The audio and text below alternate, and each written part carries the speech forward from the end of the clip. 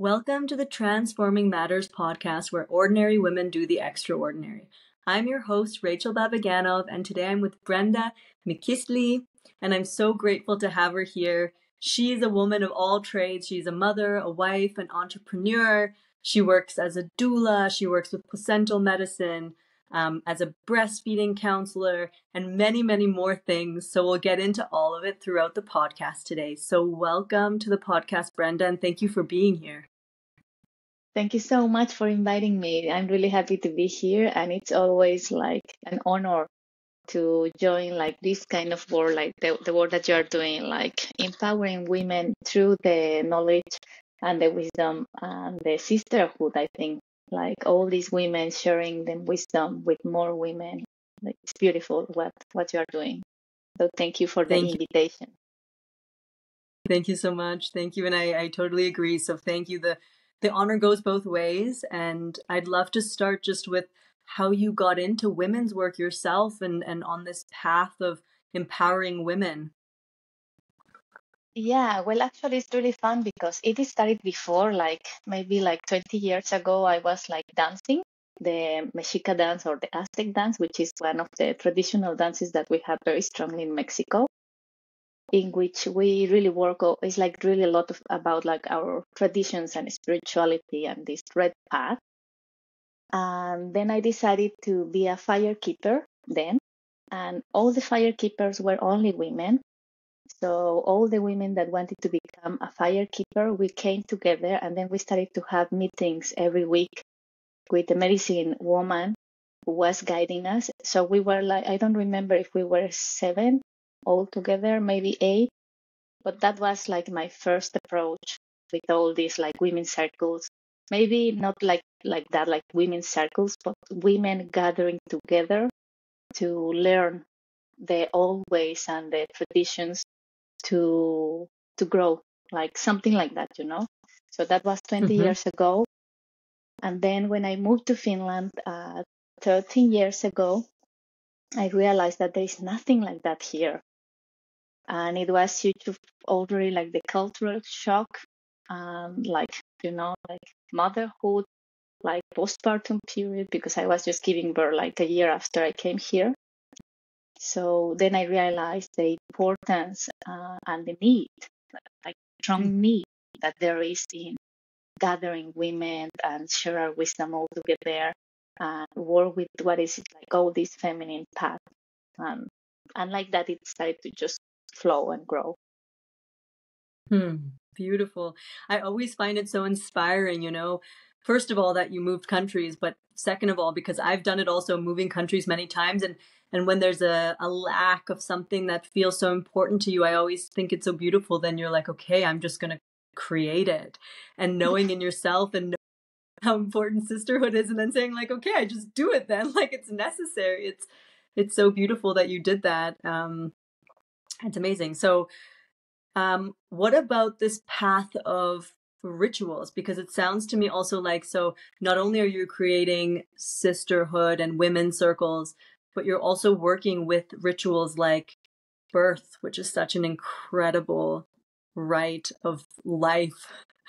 How did you end up actually working with pregnancy?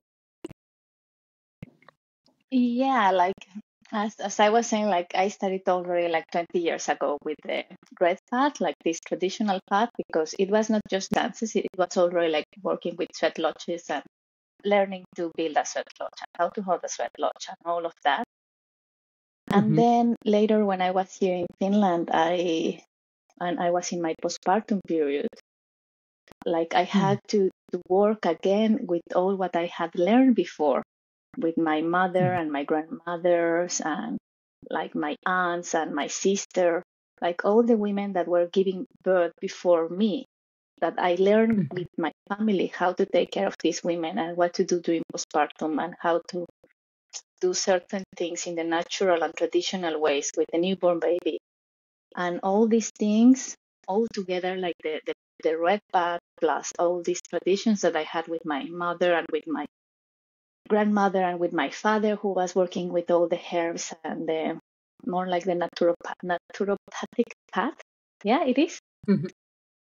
Yeah. and my mother more like with the rituals, like, and then I find my own path through the dance, like all together came just in the right moment when I was in postpartum, which was one of the most deepest moments of my life where I could go into my own shadow processes.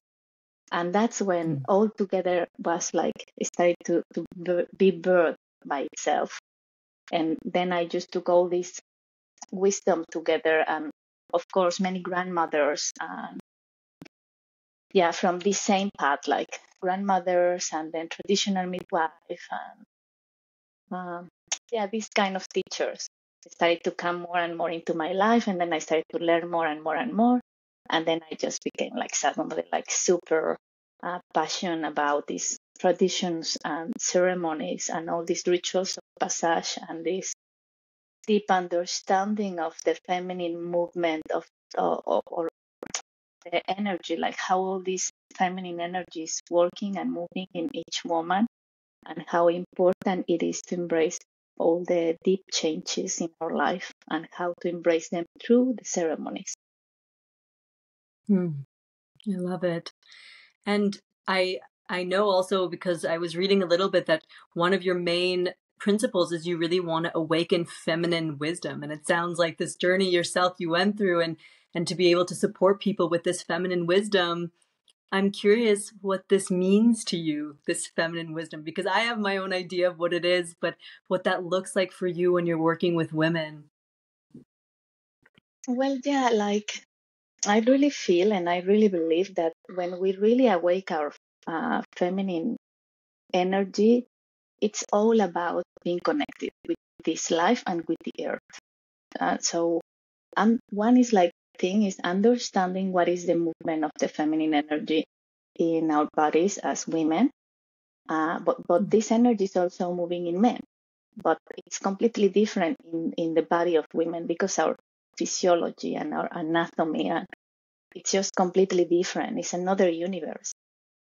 And through the understanding of all this movement in us, it's how we really can connect deeper with the earth, and not only with the earth, but also with all what is part of this life. It's not just the earth, it's like the great spirit and the energy of the moon, and how the moon is affecting the earth, and how the sun is affecting the earth, how the sun is affecting the moon, and the moon all together, the earth. Like it's all these processes where we start to do like this kind of, when we start to work with that and with our inner feminine energy, it's like somehow a dance, like some kinds of dance in which the connection starts to get stronger, and our commitment and purpose of life starts to be also more clear, and our service as women in this planet starts to have a very important impact in all life, in the life that is,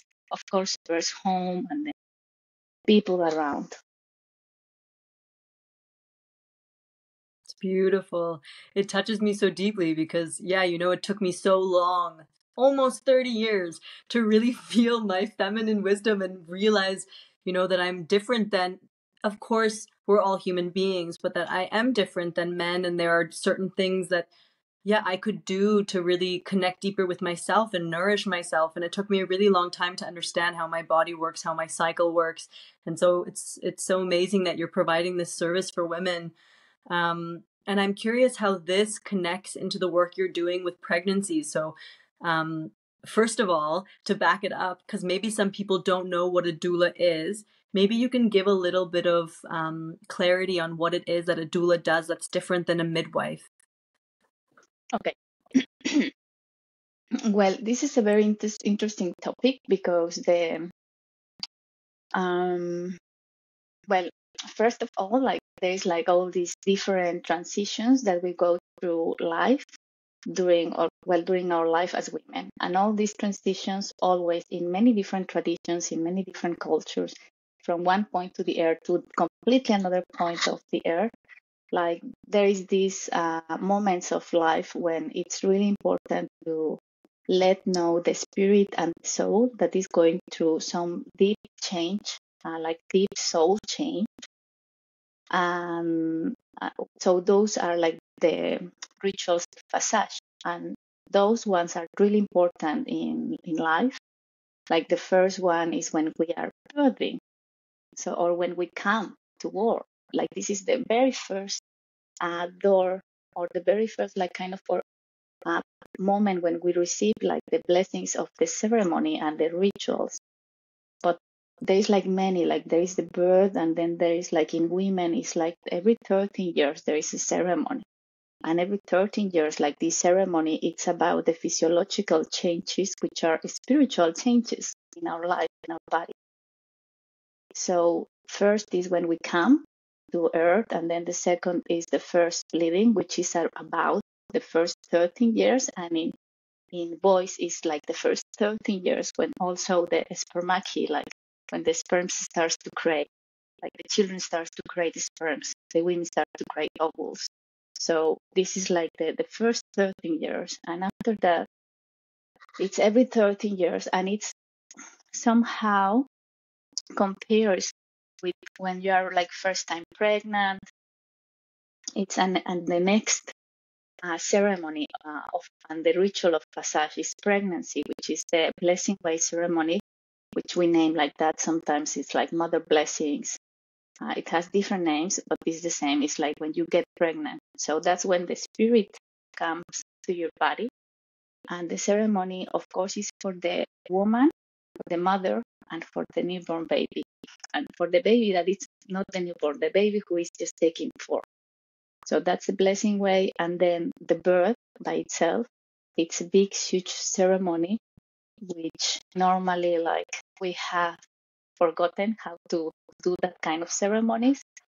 Nowadays it's just hospital, and in the hospital, let's just take the baby out and let's continue with what is next, like cleaning the baby, and let's make the mother breastfeed the baby in the first hour, and going into all that processes. But naturally, the birth was at home, and it was celebrated. Like the people was praying outside the home, the birth room, and there was like not only praying, there was like songs, and there was like these medicine songs welcoming the soul of the baby, like different kind of ceremonies and rituals. And so that's the birth ceremony.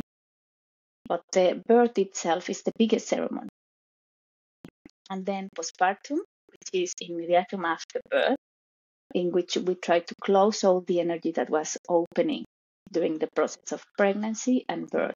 So then it's time to make all that energy, to gather all that energy to the center, find the energies or part of the souls that could be separated for some reason during birth. And it's more like about that, like to get all the energy centered and back to the soul, back to the spirit.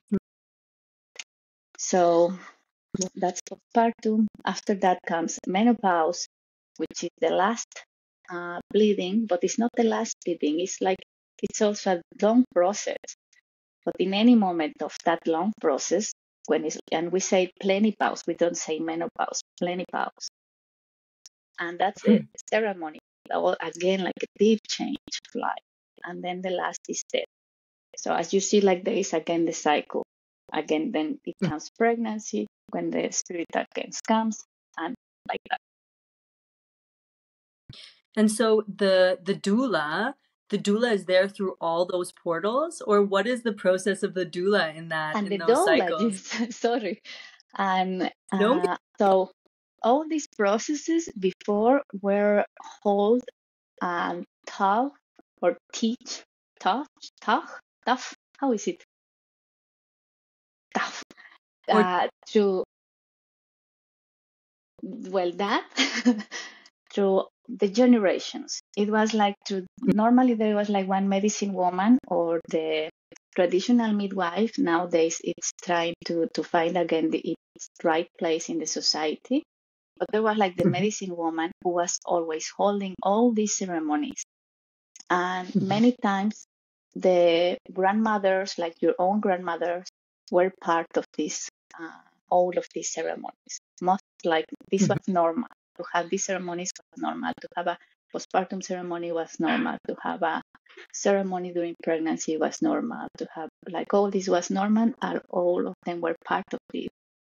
But nowadays, because all of this is almost lost, we are trying to do our best to recover some of all this wisdom. And there is still alive these traditional midwives in some small towns in different parts of the world. But because all of this is lost, then the doula was born. Like the work of the doula was born as somebody who only helps, supports, and assists the woman during the process of pregnancy and birth. And then there is doulas who are working more for postpartum. So this is a separated doula, or sometimes it's the same doula who's been preparing herself to be a birth doula and postpartum doula, which is only providing the care and the kind of the love and the all what was provided before by your mother or your grandmother. And because in those days the traditional midwife was just witnessing more the birth and knowing that the woman has the ability to just do it because that was the only way. So the traditional midwife was doing the work of witnessing and supporting the woman, and then if it was needed, then she was doing some kind of movements or things to the woman to bring the baby earthside, and supporting that woman to bring the baby, and cutting the umbilical cord and separating the placenta, and then doing whatever they needed to do with the placenta.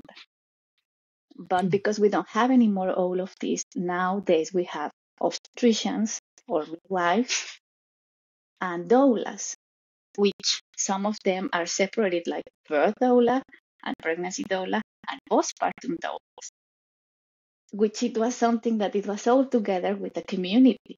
But nowadays there is no that. So, and the work of the doula is completely different than the work that the midwife or the obstetricians are doing, because the obstetricians is really like touching the woman in more than touching, like studying and controlling that the birth is in a good, that is developing in a good way and natural way by checking and monitoring and whatever they need to do. And the doula is just providing the care through massage and through sharing some wisdom about all the process that the woman is going to go through supporting and giving strength to the woman who is bringing the baby outside. Like this is like a huge difference between doulas and midwives. Beautiful, beautiful. And going back to the feminine wisdom, so we spoke about this connection to the feminine wisdom. How is it that as a doula you're able to guide women, especially women who are just becoming pregnant, knowing they're into their feminine wisdom? And how have you seen this really helping women through their birthing process? Well, I think there is like always this deep understanding for me, and I had learned to teach through physiology, because that's the only way that nowadays people can open more the mind and the heart and absolutely everything, just to understand the spiritual part of it. So for me, it's been through explaining the physiology of the body. How I can explain a little bit the spirituality that it's happening through the process of pregnancy, birth, and postpartum. So what I do is that bringing like first clarity. I'm not like giving just teachings. No. It's just bringing clarity of what is going to happen and what is happening really in your physical body, and how this is affecting your energy and your spirit, and what tools will support you the best to go through all these transitions with more easy, and not just with more easy, but also to use as much as possible the power that pregnancy and birth and postpartum are bringing to any woman, which is a lot of power, a lot of wisdom. So, yeah, that's how I guide and how I talk about all this feminine energy and cycles of energy. Beautiful, beautiful. It's such a important role, I think, to have someone there beside the woman during this time, because it's such a big life transition, and to have someone there who can help you to clearly understand what's going on in your body, and yeah, to just like be there as your supporter throughout the whole thing is just incredible. This is a little secret, but I actually used to be a doula myself in Canada, so I love the work of Wow. doulas, and I think it's incredible. Unfortunately, I stopped, but I really had the pleasure of being a part of pregnancy and birth, and it's such a sacred time. It's such a sacred moment, and to be able to support a woman in that and vice versa is incredible. Yes, so I have so many other questions for you, but I'll try and navigate. Yeah, I I'm would like really just to I would like to share Yes. just a little bit this what you was just explaining. Yeah, it's just like it just came now. Like it's just so important to first let the family acknowledge the sacredness that there is behind the whole processes. That for me is like the base in which I'm going to start to work and to do my service and to be supporting the family. Because otherwise, in the hospital, if yourself don't know what is happening to your body, and if you don't know what are the normal protocols at hospital or what you can really do at home, then it's like working in an empty soil or in a not so nurtured soil, and then people can easily cross all your limits and do whatever they have learned to do, because that's true. That's what the system has been teaching also in many other places in all the world, actually, about birth, about how to give birth, about what is birth, about what is postpartum, about how you should navigate pregnancy, like all these processes. Like if you don't have the awareness about how sacred and how deep and how powerful process you are going through, it's easy that you get overwhelmed with all what you had been learning during your life.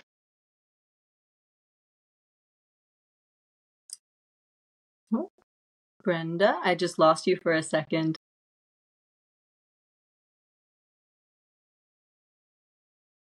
I lost you Oh, for a second. Now you're back. Sorry. There you are again. I can hear you again. Yeah. okay. Yeah. So yeah, it's just easy that people, especially in hospitals or even the midwives, like home birth midwives, can cross all your limits because you don't know. Yeah.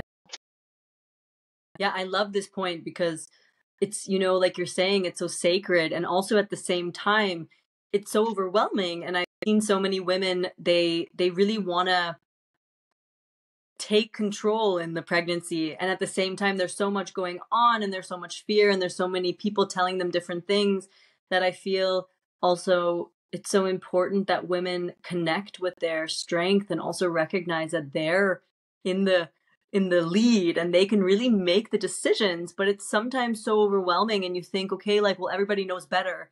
But I'd actually love to ask you, in your experience, like, how you help women connect with their intuition and their knowing, because it's so often that a doctor, and of course the medical system is there for a reason, but I do believe that women really have a strong intuition when it comes to pregnancy and giving birth, and how you can help them connect with that and advocate for that.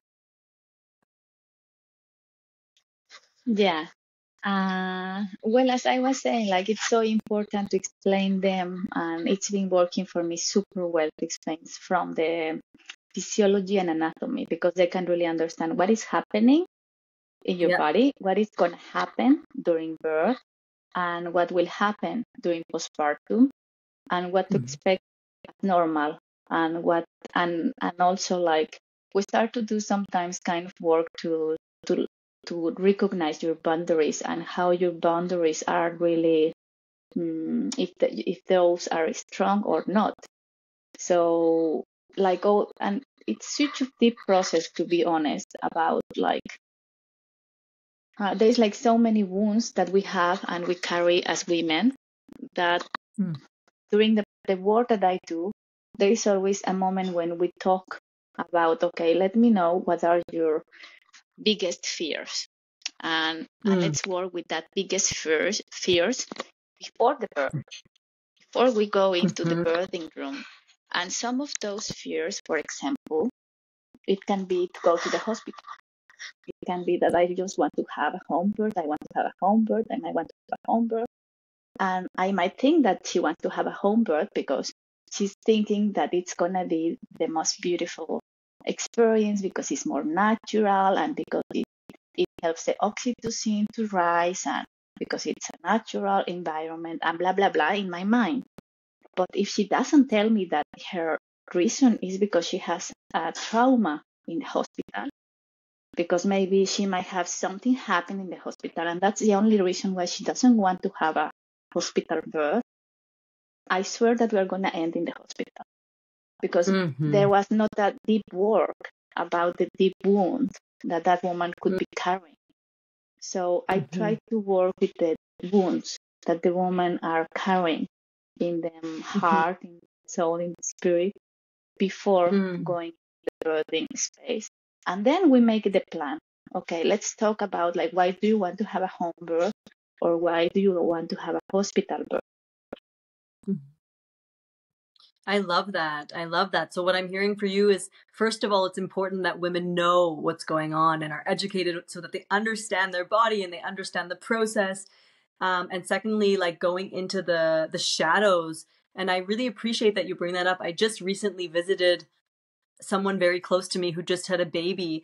And she was sharing that for her in the process of giving birth and throughout the whole process, knowing what was going on with her body was one of the most important things because she could just relax in the process. But something that came up for her that was unexpected was near the end of her birth, she started becoming really anxious. And she realized because her mother had had many stillbirths. So she gave birth to like a few babies that were actually not alive. And it came to her, yeah, unfortunately, and it came to her in the end of her birth that she became really anxious because of this. And actually, when she gave birth, the moment the baby came out, she said it for her, those seconds before he breathed were the most difficult moments of her life because she had this deep fear that it would happen to her also. And it wasn't, luckily, it was fine and everything went well. But what you're saying is so interesting also, that you go into these places with women to look at what the fears are and the blockages, because I guess it comes up so much more amplified in the process. So it's, Exactly. yeah. And that's why So, it's such a powerful space and place to be in pregnancy, birth, and postpartum, because your energy, your spirit is like so amplified, like it's like expanding, it's growing, it's creating. And at the same time, like there is like a lot of things moving, a lot of things happening, and a lot of things that are like they need to come to the surface to be expressed and to. That's why it's such a powerful moment because right there in those things, there is like such of medicine, wisdom, and power that will be forever with them, forever, and that's something that they might be able to share with other women in like now. So yeah, I find like this work as a doula is not only to be there to give massage, and this is something that I say always very clear from the very beginning. Like, yes, I am going to be your doula, but I'm not just going to give you massage and teach you about guasha and how to move the rebozo. Like, no, I'm going to talk to you really about what is the spirituality behind pregnancy, birth, postpartum, and I'm going to try to use the tools which resonate as best for you, and use all what I have right now for you. Like you can use me, use all what you want. Do you want to? And then we do like all kind of different works. Like sometimes it's just a deep journey to go to find the traumas or things that they need to work most. Sometimes it's very clear and they come already like, this is my issue, this is my problem, please, let's do something about it. And then we just do something about it during. That's why I like to work for months. Like 1 month for me, it's just like super little, but let's do it. But I like when we do deep work because it will be reflective in your birth and in your postpartum and in your life in general. beautiful. It's so important, right? Like there's always issues and topics coming up. And I think when you're going from into becoming a mother, there's going to be so much stuff that comes to the surface, and to have someone to work through that is just incredible.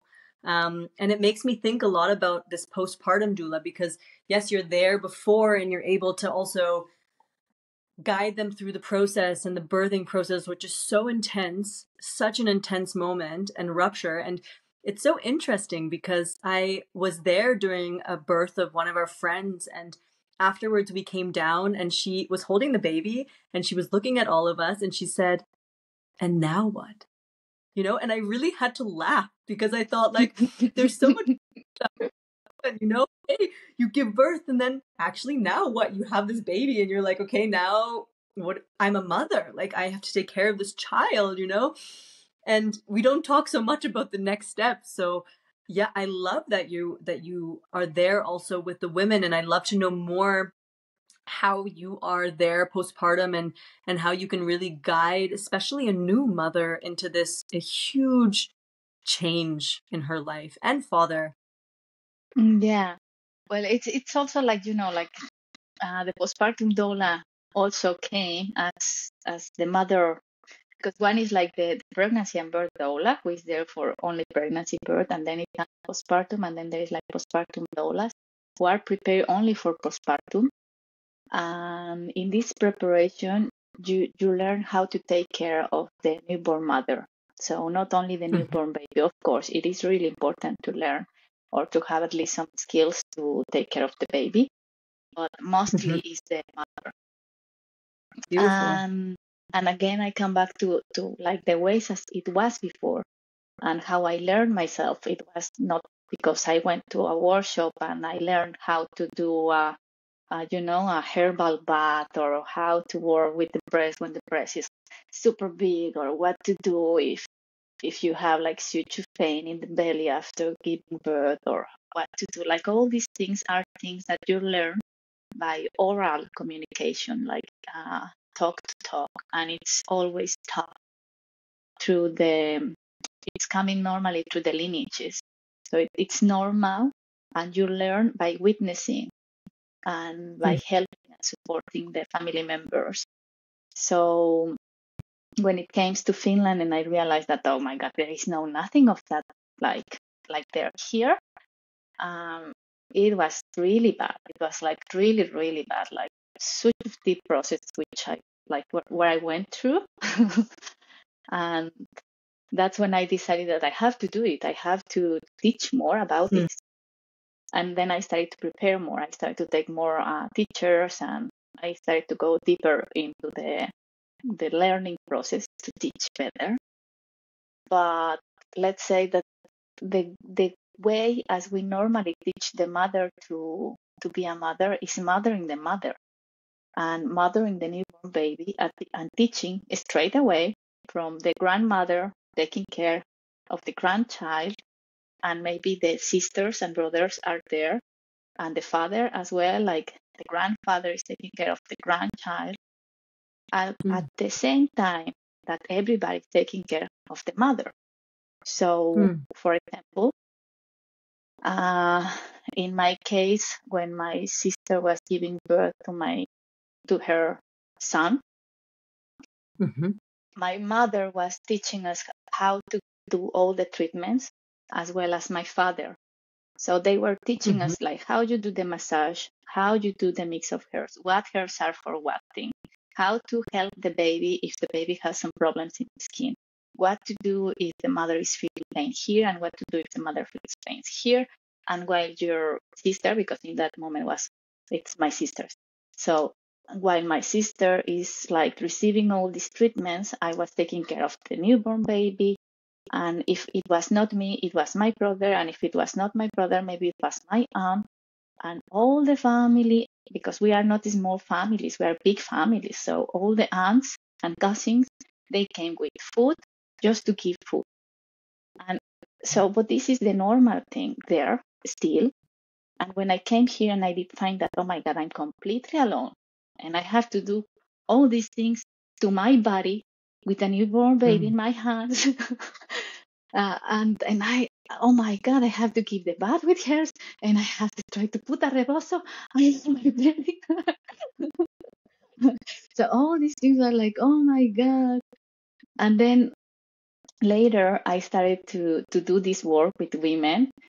And of course it helps, but nothing will, what is the right word? Nothing will give you the same that the community can give you. Nothing. Because there Yeah. is such a deep healing in that. And it's not an only one day thing, or 2 days things, or 1 week thing. What we do, Yeah. and postpartum doulas, we have different packets, but people have Yeah. to have money to pay for that packet. Yeah. And those packets includes, yes, helping with the newborn baby and giving you a closing ceremony and making you postpartum food and these kind of things. But what the mother really needs is like this deep, lovely connection that only you can get from your family. And you can only Yeah. get from people who is really, really deep connected with their own heart and spirit. Yeah. So yeah, I try to do my best when I come as postpartum doula, and what I do most is the postpartum sealing ceremony, placental medicines, and then I come like sometimes after the birth, maybe 3 times after birth, plus the sealing ceremony, plus placental Mm-hmm. remedies. And with these 5 things, let's say, that we try to cover as much as possible the healing of the body and trying to get all the energy into it. But what every single mom needs is community. I love so much what you're saying, and I want to unpack so many things, also talking about the placental medicine. But before that, something I really appreciate what you're saying, because, we hear this, it takes a village, and it really takes a village. And like you said, back in the day, or in places like Mexico, or where people are lucky and fortunate enough to have their family around, this is something that happens just naturally. But I know a lot of women who are alone in a country. So, for example, I live in Germany and my family's not here, and I know many women like this. And my curiosity would be, if you want to plan well and you know that you are away from family, how long would you say you need this really intense support for? So you could maybe plan to have family come and stay with you. What is like the duration of time after you give birth that you really need this, intensive community around you so that you could plan to have that there? Yeah, like so for example, what we do normally in the blessings way ceremonies, because we start to plan already this before during pregnancy. And what we do sometimes in the blessing way is that we ask to all the participants, because normally there's like all these women who love this woman, like participating in a blessing way ceremony is full of people that is really connected with this person, like this specific person. So we ask already from them, like the mother always explains, where do you think that you will need more support after birth? And then she replies, well, maybe I will need somebody to help me with, like the dishes, or coming sometimes to help me to wash the clothes or to clean my house. And maybe I will need some massage or food. I don't know. And then we pass the list and we ask, like, please where do you feel more comfortable in helping? And just write there, what do you want to do, and your name, and what would be that possible date to come to help. So this is one way in which we can do that. This, because unfortunately we have like this lack of community, especially in all these countries, like in Europe, and not only in Europe, in many countries, also even in Mexico. But like normally it will be like we say that the first 40 days is like how it's gonna affect your next 40 years after birth. Wow. And that means that during the first 40 days, because your energy is still like so flexible and it's still like so fresh, like the newborn baby, that's exactly your energy. So on those days, normally we try to do all the healings, and this is in Mexico. I think in different countries they do it after the day number 40, but in Mexico we start right away. Mm-hmm. Because we believe that the first 40 days are the most important because of the energy and the flexibility of the energy. So if you are experiencing a lot of trauma immediately after birth in the first weeks, that's gonna really affect how you are molding yourself. Mm-hmm. So because as in pregnancy and birth, again I come to postpartum, like the power of change in your energy is so strong and is so deep and is so powerful that's why it's so important to be very like what would be like to be very aware of your processes and to work with them and to be kind with yourself and to do whatever you need to do to be in your best shape. But sometimes it's impossible. Anyways, the first 40 days for us are the most important, but this can last many months. And what we do during the blessing way ceremonies, for example, is to try to cover this first month. And then we cover with, okay, somebody's bringing food once per week, or somebody's coming to clean sometimes, and like that. Beautiful, beautiful. I'm just hearing a little bit of noise. I don't know if it's from your headphone or what it is, but it's a little scratchy. Sorry, that maybe it's my hair. Yes. No problem. So 40 days after the birth are sacred. And I love the way you said it. The first 40 days are important for the next 40 years. I mean, that's really, really powerful. And it sounds to me, so just to clarify, the postpartum doula, they're there for those 40 days after the birth. Of course, not all the time, but they're helping to guide this process and to create a community and the support that's necessary. Is that right? Yeah, like normally a postpartum doula, it's a breastfeeding counselor. It has a little bit of knowledge about the newborn baby, about all the food that is good for postpartum, like all the different rituals and ceremonies that we can do during this transition to help all the bones, organs, and energy to it's not coming back because it's never going to come back to the same place. It's just to try to molding them in a better way, something like that. I don't know even how to explain it right now, but it's not coming back. It's a new you. It's a new body. Yeah, it's transitioning into a new body. It's incredible. And I'm really curious about this placental medicine. It's always been something that I've been very curious about. And yeah, I would love to hear your experience for women using it and how you've seen it to be beneficial for women postpartum. Yeah, the placental medicine is something that I have really like. It has all my respect because I have seen amazing support and help for women. And I really believe that is one of the unique medicine that it's made only for you, and it's unique for you. So it's your own kind of pills that it's been creating for you to yourself, and there's no in any other part of the universe something similar to that pills, you know. So the plus, but of course it depends. So what I do is that I have like these trainings, which is like 1 year training for placental medicine therapists.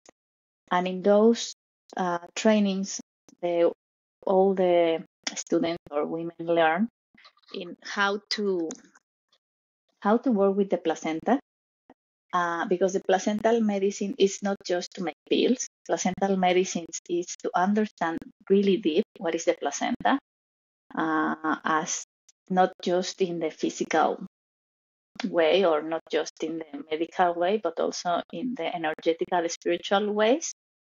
And so we can just to start the work, we have to understand deeply the place of the placenta, and then we start more like with the medicine approach, like what is a healthy placenta, what is an unhealthy placenta, what are placentas who can be at risk for the family, Like all these things are really, really important. And then how to work with the placenta, with the mast.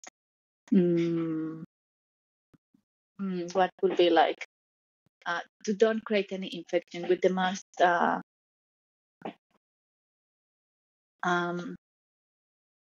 Like a kind of laboratorium environment to Mm-hmm. create like really safe medicine, because part of the placental medicines is to understand that the placental medicines are created to support as best as possible the whole family. It's not only for the mother, but for the whole family.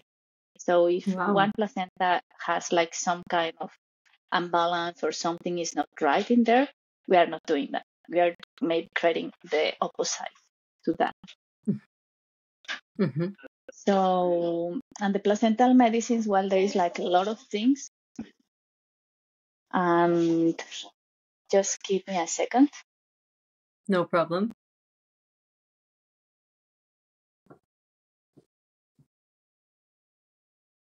Yeah, thank you. So, yeah, like the placental medicine is something that will support the whole process of postpartum for the whole family. And it starts from understanding deeply the placenta, and it can be also like how to cut the umbilical cord, the possibilities to cut the umbilical cord. Planting the placenta it's part of placental medicines. So planting a tree with placenta is one of the very important parts of this.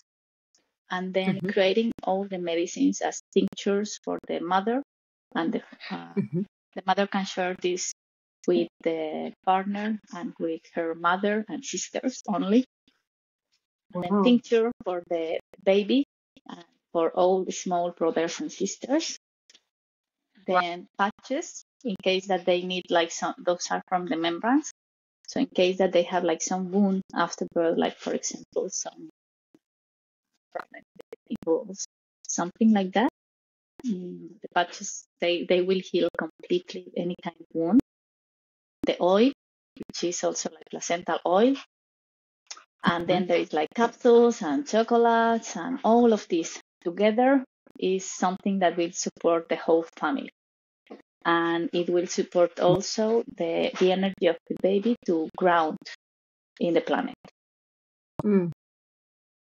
This is so amazing. To be honest with you, I've only ever heard about placental medicine used for the mother. So when I was doing my doula course, I did some research, and there was a lot of women who were dehydrating the placenta for the mother to basically give the nutrients back to the mother. But this is amazing that it's also being used for the baby, which I can really understand, but also for the family members. And I'm really curious how it's benefiting the people, this medicine, that it's being used for them. Yeah, so the placental medicines are like a kind of different levels of energy is how they work with, like in the body and with the family. So Mm-hmm. some of the remedies are more like for really physical, like for example wounds, deep wounds, superficial wounds, or problems with atopic or with the diaper rash, for example. Like it's really physical. And some of the other remedies are more for the energetical and emotional body. So, for example, when the mother is going into the transition to postpartum, that's why the best are like tinctures and this kind of medicine. And also for the baby, like the medicines are not for the baby right away. They have to wait for a certain time. But when the baby, for example, will start teething, or when the children, the small brothers become the big brother, or the small sister becomes big sister, like all these transitions, which are part of the transition of the whole family, the mother becoming the mother of the first or the second or the Mm-hmm. third, and the father as well, and the brothers growing and sisters growing, or maybe the first baby, like all of these together. So those remedies are more like for all that kind of deep emotionals and transitions. And then there is still like more like subtle, and those are like more the homeopathic remedies, like these globules. And those works more like only emotions. So yeah, all of the remedies are for different kind of purpose, but they support the whole family. So So beautiful. as yeah, It's so beautiful.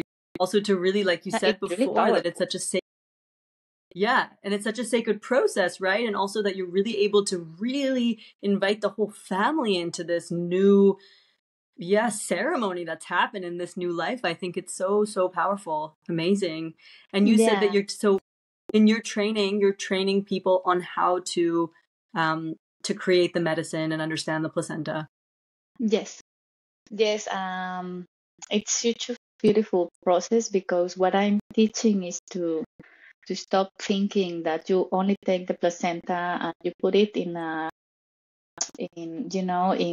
what is it like to dry, or maybe in any, what is it, the Like as a capsule?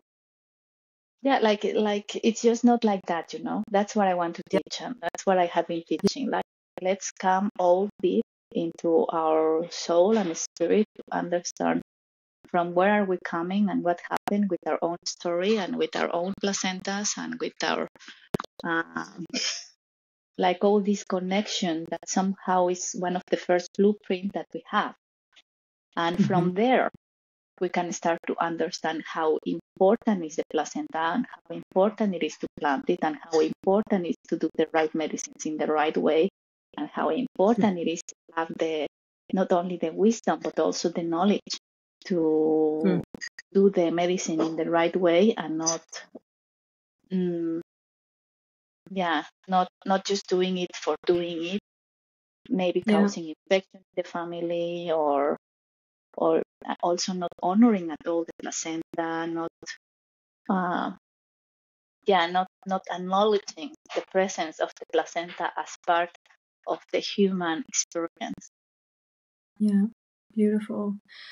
Wow, there's so much, and there's so much more I want to talk about, but we're getting almost to an hour, which is incredible. So Yes. I think I want to end with one more question, which has been on my mind, and I'm so grateful for everything you're sharing. There's something about binding that I've heard about women who give birth, and after birth, I've heard this that there's a binding ceremony with the body to be able to help the bones to come back together. And I'm curious if you know about this process, if it's something that you're also offering women, and what that is exactly, because it's the first time I ever heard of it. Yeah, as I was sharing before, like this is like the postpartum sealing ceremony. Yeah. That's something that normally we pass generation to generation. That's how I learned the uh, first kind of closing, which is like binding somehow with rebosos. Rebosos are like these long fabrics, kind of shawls or scarf made with Mm-hmm. some special.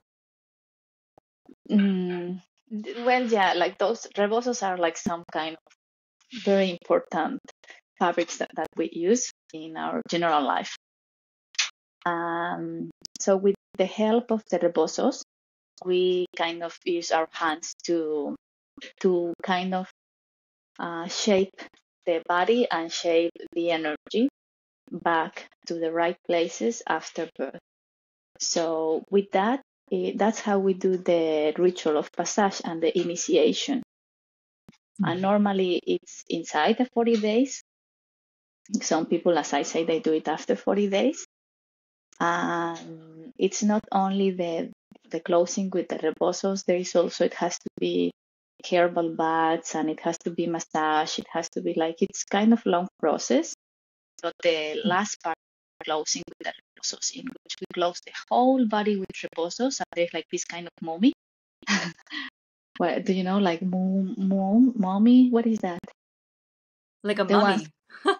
yes, like a Yeah. mommy. Like then you see like the mother there, like a mommy. Because we are really getting all that bones, all that because everything is open after birth, and some of the bones goes in different like positions and organs also. So we try to with that like to bring everything back to the center.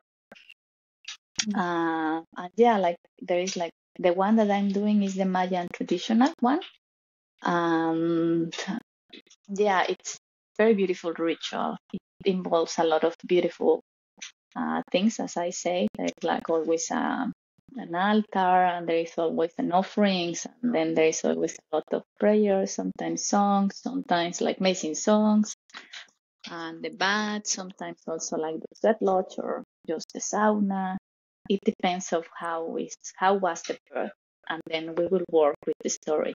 With that story, what was happening then, and then we just close to help that woman to be a little bit more centered, to be more present for herself, so she can offer better energy to the baby, more presence to the baby through taking care and bringing awareness to the center of herself. Yeah,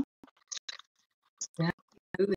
That's an important piece of the puzzle that we just don't think about, like all these rituals, all these rites, all these ways of supporting the woman and the mother. And I'm so grateful that you're doing this work. It's amazing. And I appreciate all the information you've shared. I'm really, really grateful. And I'm wondering, for people who want to work with you or who are interested, especially in working with you. I know you work in Finland, in Sweden, and in Mexico, in English, in Spanish, and in Finnish, which is incredible. So if people have the honor to work with you, what's the best way to get in touch with you?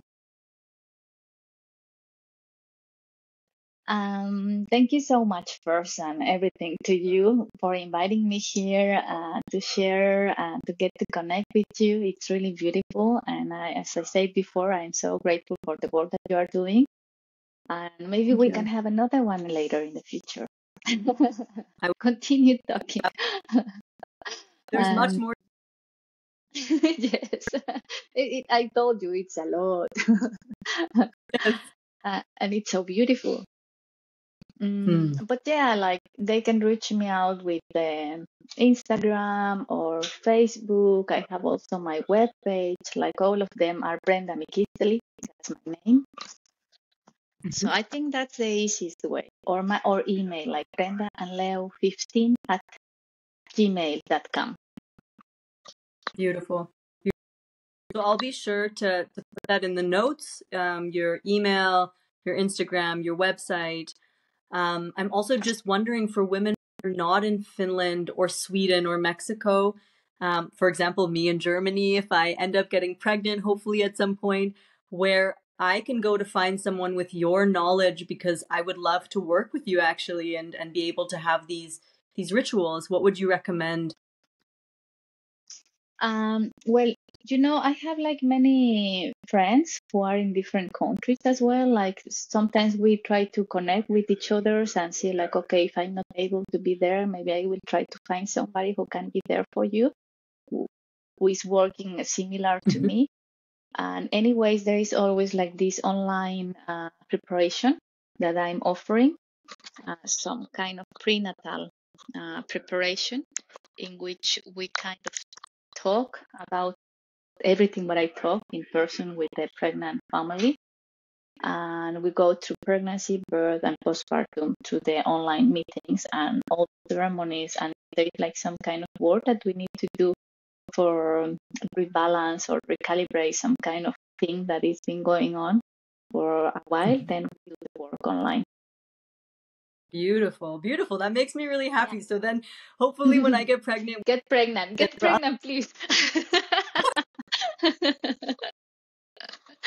it's and for other women so they can connect with you online. Again, I just want to end by saying really thank you so much for the work you're doing. Thank you for sharing your knowledge. I really, really appreciate it. And all the love to you. And we will No, be in thank you touch. to you.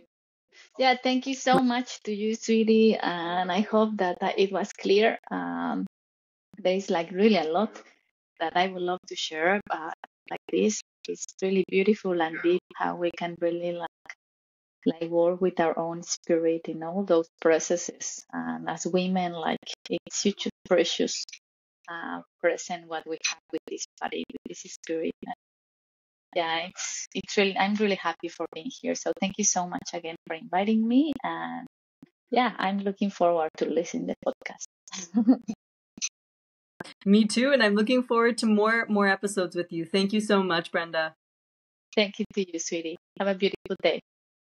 Thank you. You too.